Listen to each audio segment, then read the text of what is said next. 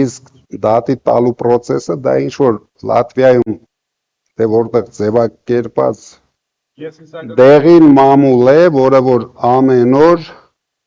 այդպիսի հրապարակումներ է անում, իսկ քանի որ ինքը դեղին մամուլի ներկայացուցիչ է, բռնել է կոնտակտը։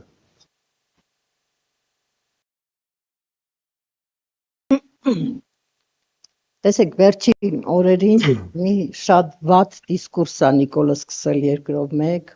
այդ արցախցի երիտասարդը, որ մոտեցավ իրան, ասեց ինչու դու չես զոհվել, ինչու ես կենթանի մնացել, հետո այս ոնց որ սենց ալիքով տարածվեց եւ սկսեցին այդ իր թիմն էլ վերցրեց այդ challenge-ը ու սկսեցին շարունակել, նաեւ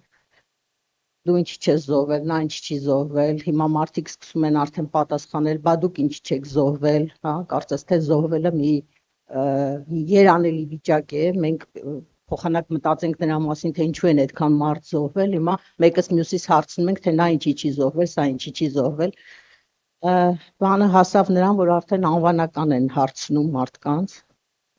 դրանց պաշտպանության նախարար կոչվածն էլ ձեր անունը տվեց եւ հրապարակից հայտարարեց, որ ձեր ընտանիքում 6 երիտասարդ կա, ինչու չեն զոհվել։ Իհարկե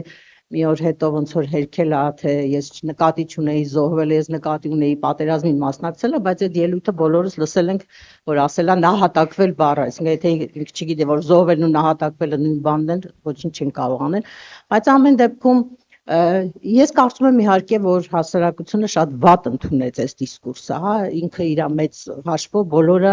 դատապարտեցին, մերժեցին, հա, թքեցին, մրեցին, բայց դե իրանց վրա դա չի ազդում։ Ուղղակի կա մի ինչ որ զանգված, որը նաև լսում է, ասում, ահա դե ճիշտ է, ասում էլ ինչի չեն զոհվել, հա։ Ես կուզեի, որ ոչ թե մեզ բացատրեք, այլ այդ մարդկանց բացատրեք, հա, ոչ թե զոհվելու մասով, այլ նրա այն մասով, թե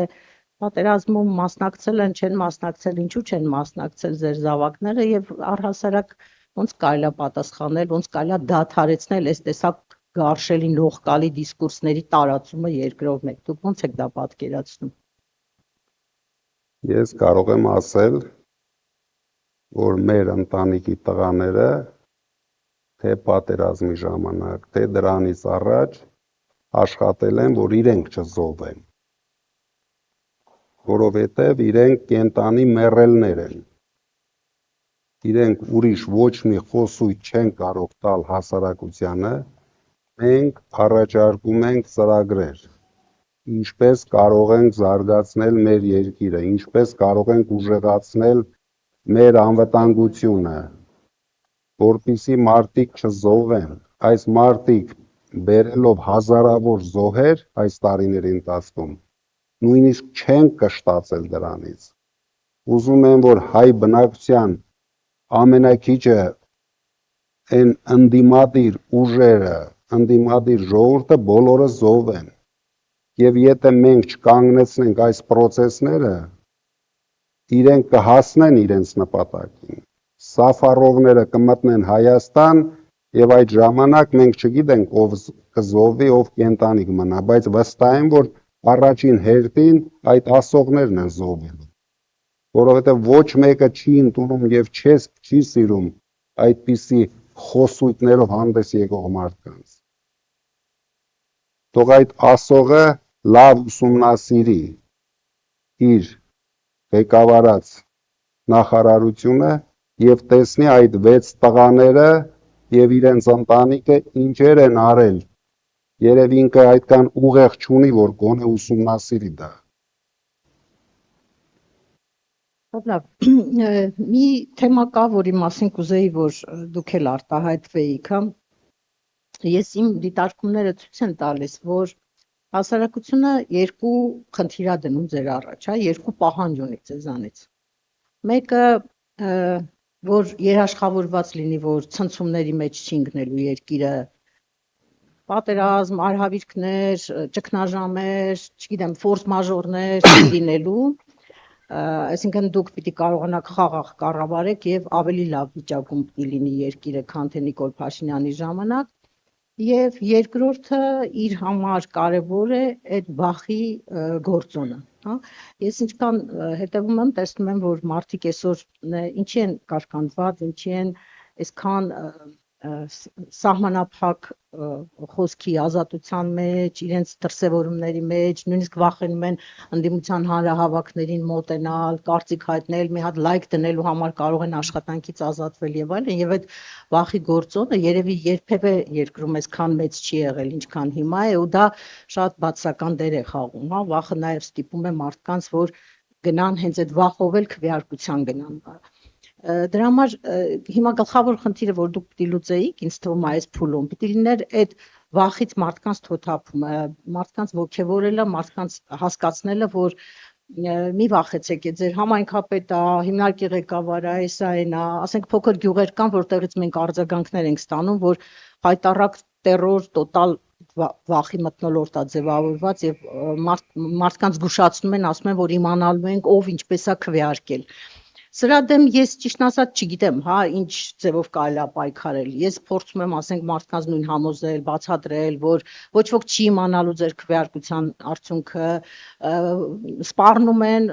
կեղծ այդ սպառնալիքները մի տրվեք դրանց։ Եթե աշխատանքից կազատեն, կարող եք վերականգնվել, դա անօրինական է այդ ազատումները եւ այլն, բայց ես ուզում եմ հասկանալ, թե դուք ինչ գործիքակազմ եք տեսնում, հա, ինչպես կարելի է անել, որ այն մի հատ հեռավոր, ասենք, Վարդենիսի գյուղում ապրող մարդը չվախենա եւ գնա քվեարկին, ոնց որ իր խիղճը իրան թելադրում է։ Ինձ թվում է դուք արդեն տեսնում եք մեր գործելավոճը, անվախ գործելավոճը, դրա միակ ձևը դա է։ Երբ ամեն օր տասնյակ մարդիկ ձերբակալվում են մեր համախոհներից, բայց դա ոչ մեկի չի կաշկանդում։ Բոլորը ավելի մարտական տրամադրված գնում են առաջ։ Դրա միակ ձևը դա է։ Եվ մենք ունենք լուրջ հաջողություն այդ բնագավառում։ Քանի որ երբ որ մենք սկսել ենք պայքարը,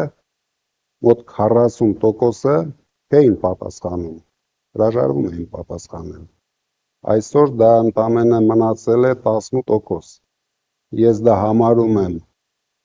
քանի որ բոլորդ հիշում եք, որ մենք սկզբից միայնակ էինք պայքարում, համարում եմ ավելի շատ մեր աշխատանքի արդյունքը եւ մենք շարունակելու ենք այդ ոճով աշխատել, ինչքան ուզում են ձերբակալեն։ Մեկի տեղը 1000-ն է հավելանում։ Մարդիկ արդեն իրենցից չեն վախենում, մարդիկ արդեն իրենցից զզվում են, մեկ օր շուտ փոփոխություն են ուզում, եւ մենք ապահովելու ենք այդ փոփոխությունը։ Մենք նոր Հայաստանում առաջին անգամ հասնելու ենք նրան, որ ընդդիմությունը հաղթելու է իշխանությանը։ Մենք դրանում վստահ ենք, եւ մեր համախոհներն են դրանում վստահ, որովհետեւ մենք թե մարզերում, թե Երևանում, երևի դուք էլ տեսնում եք մեր հանրահավաքներին, որ ոչ մեկը իրենցից չի վախենում։ Եվ ամեն օր դա գնալով քչանում է։ Դրա համար մենք ասում ենք, մենք հաղթելու ենք վախը։ Փոփոխությունը գալու է, եւ հաստատ մենք ունենալու ենք այդ փոփոխությունը։ Կարողանաք համոզել, որ ընտրություններից հետո գաք իշխանության ցնցումներ չեն լինելու, փոփոխությունները վնաս մարդկանց չեն լինելու, էլի։ Ցնցումներ բերում է թույլ իշխանությունը, ստախոս իշխանությունը։ Մենք չենք խաբում մեր ժողովրդին, մենք բաց դրել ենք բոլոր հարցերը, մենք սա անելու ենք։ Ես նորից եմ ասում, ամսի 8-ից հետո մենք ունենալու ենք նոր Հայաստան, ամենաապահով երկիրը, զարգացնելու ենք մեր բանակը եւ ուզում եմ ձեզ երևի առաջին անգամ այստեղ հնչեցնեմ, մենք ծրագիր ունենք զարգացնելով բանակը, վերազինելով բանակը նոր տեխնիկաներով, հասնենք նրան, որ մեր ժամկետային ծառայությունը հասցնենք 1 տարվա։ Ընդամենը 1 տարվա ընթացքում մենք հասնելու ենք դրան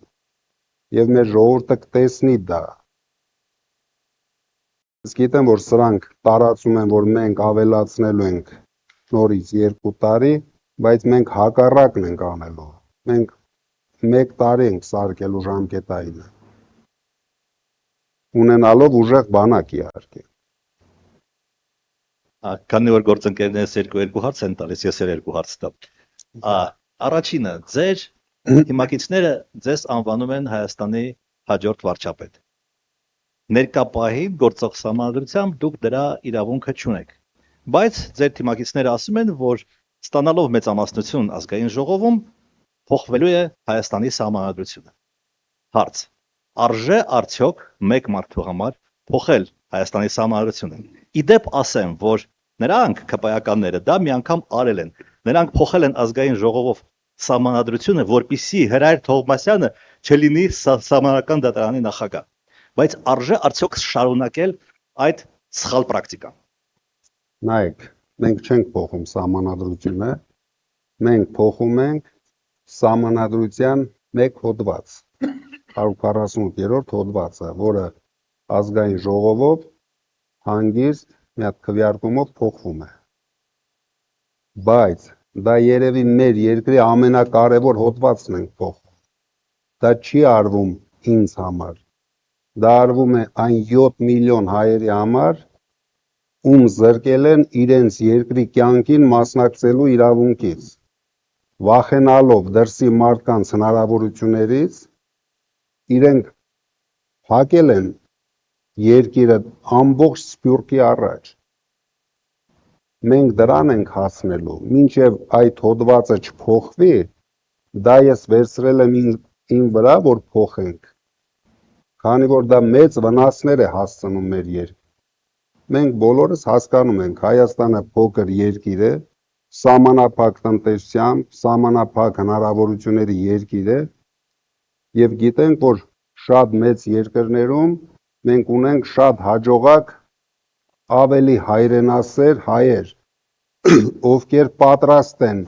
օգնել մեր երկրին։ Ինչի համար ենք մենք փակում։ Դուք գիտեք, որ հիմա հայերը դա նույնիսկ իրավունք չունեն մտնեն Հայաստան։ Կոնկրետ 3 մեր ընկերները аэропортից դեպորտ են արել։ Անհասկանալի պատճառներով մարդիկ եկել են իրենց հայրենիք, իրենց տուն։ Դա հասել է մառազմի աշճանի արդեն։ Դրա համար մենք անելու ենք այդ քայլը, փոխելու ենք այդ հոդվածը, դա ընդամենը ազգային ժողովում մի հատ քվեարկություն է։ Դա ոչ սահմանադրություն ենք փոխում, ոչ ինձ համար ենք փոխում։ Դրանից կարող են օգտվել բոլորը։ Բոլորը կարող են դառնալ թե նախարար